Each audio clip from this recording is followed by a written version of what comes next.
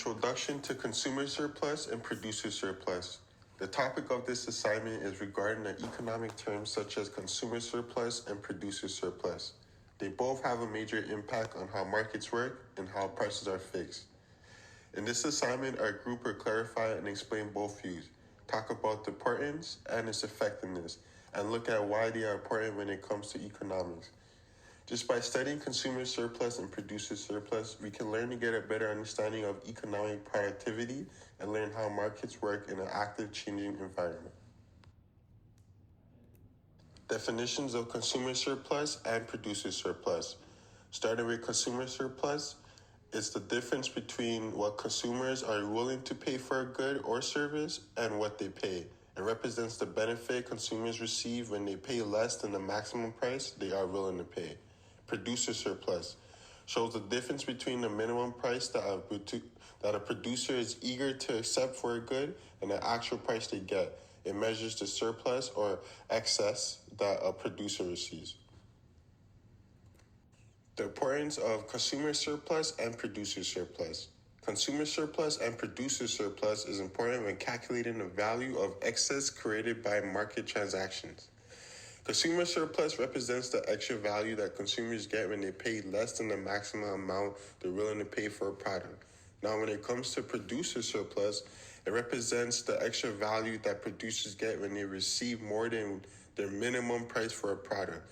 Understanding consumer and producer surplus helps us to analyze market efficiency and make sure that the resources are shared out properly. Usefulness of consumer and producer surplus. The usefulness of consumer and producer surplus can be shown in three different ways. Business strategy. Concepts that help companies set pricing strategies that maximize profits at the same time maintaining customer happiness. Economic research. Business analysts use these measures to determine market success and guess the responses to economic policy changes. Efficiency. Consumer and producer surplus help in assessing the efficiency of markets. Rationale behind choosing the topic. The rationale for choosing consumer and producer surplus as a topic is because it gives insight into market efficiency and how resources are dispensed. It has use in economic policy and decision making. It is used in economic studies by economists that study market balance and estimate responses to economic changes. By knowing consumer surplus and producer surplus, we gain insight into economic ideas and use them in real-world situations to help better market efficiency and economic decision-making. Consumer surplus occurs when consumers pay less than the maximum they are willing to pay, and Black Friday is a prime example. Imagine a shopper looking to buy a high-end pair of headphones valued at $300. During Black Friday, the price drops to $200, creating a $100 consumer surplus, the extra value the shopper gains by paying less than they expected. Multiply this by 1,000 buyers purchasing the headphones, and the total consumer surplus becomes $100,000, showing the massive benefits consumers enjoy during sales like Black Friday. At the same time, Black Friday also benefits producers through increased producer surplus, which is the difference between the price they received and their cost of production. Suppose it costs the business $120 to manufacture each pair of headphones. By selling 1,000 units at the discounted price of $200, they earn $80 of producer surplus per unit, or $80,000 in total. While the price is lower than the usual $300, the sheer volume of sales compensates, allowing producers to profit from the higher demand. This relationship between consumer and producer surplus shows how Black Friday creates a win-win scenario. Consumers benefit from steep discounts, maximizing their satisfaction, while producers capitalize on economies of scale, clearing inventory and generating significant profits despite lower prices. Both parties gain value, demonstrating how market dynamics can drive mutual benefits during large-scale sales events. Let's talk about producer surplus. Concerts and events highlight the concept of producer surplus, especially when ticket prices are influenced by demand. During the announcement of a high-profile artist or a popular event, ticket demand often skyrockets, enabling promoters and venues to set premium prices. Even though these prices might be lower than the maximum some consumers are willing to pay, the sheer volume of tickets sold during this peak demand period could lead to significant overall revenue. For example, A sold-out concert with higher ticket prices generates a greater producer surplus compared to an event with lower attendance and reduced pricing. Additionally, the potential for sponsorship deals and merchandise sales further boosts the financial returns for producers. This dynamic illustrates how effective pricing strategies and consumer enthusiasm can significantly enhance producer surplus within the entertainment industry. Hi, my name is Hazel, so I'm gonna be presentation about part 4.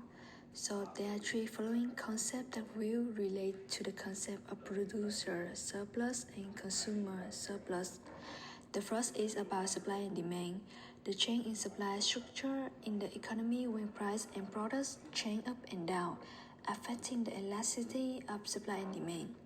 So when the demand is elastic, it's proved that when the price of the products on the market drops sharply, consumer demand suddenly increases. So it gonna be affecting the production of surplus. If demand is elastic, the percent of consumer are affected by the price is not high, so that the impact that costs consumer to buy it is not very high. This can help the producer retain the surplus, which is beneficial for themselves. And if the elastic supply, the producer capture change in price change, so it's making change in surplus in price more sensitive than the market price. The second concept is tax rate. Instead allocation, the tax rate for consumer and the rate for producer will be clearly different. Because the way it affects surplus is it if the imposition of the tax shift the supply curve to affect the producer and the demand curve, reduce the willingness the customer will buy, which is not beneficial for both producer and consumer. This division depends on the fact that if demand is less elastic than the supply, consumer may have to pay a larger amount of tax. If supply is less elastic than demand, the producer must bear with a large share. And the third concept is the benefit of global trade. It can be clearly seen that the benefit that international trade can bring to the surplus because they take the advantage of the place specializing in producing one item and then trading it with many places around the world. The effect of trading will bring the benefit to the consumer and producer because the consumer can access goods at a cheaper price while producer can sell it in the larger market. So both surplus increase economic will have the benefit and demand. So this is the 3 main concepts that related the most to the concept of the producer surplus and consumer surplus. This gonna make the topic is more clearly and easy to understand how the model is work. Thank you for listening.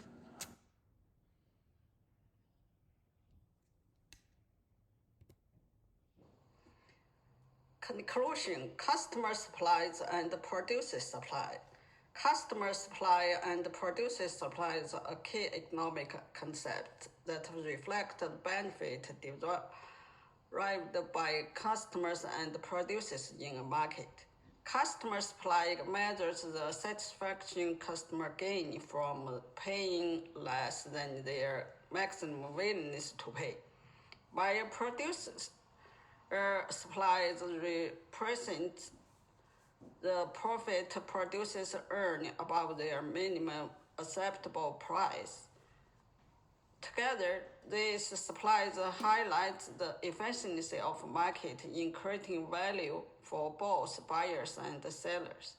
Understanding this concept is critical for assessing the impact of policies and market changes on economic welfare.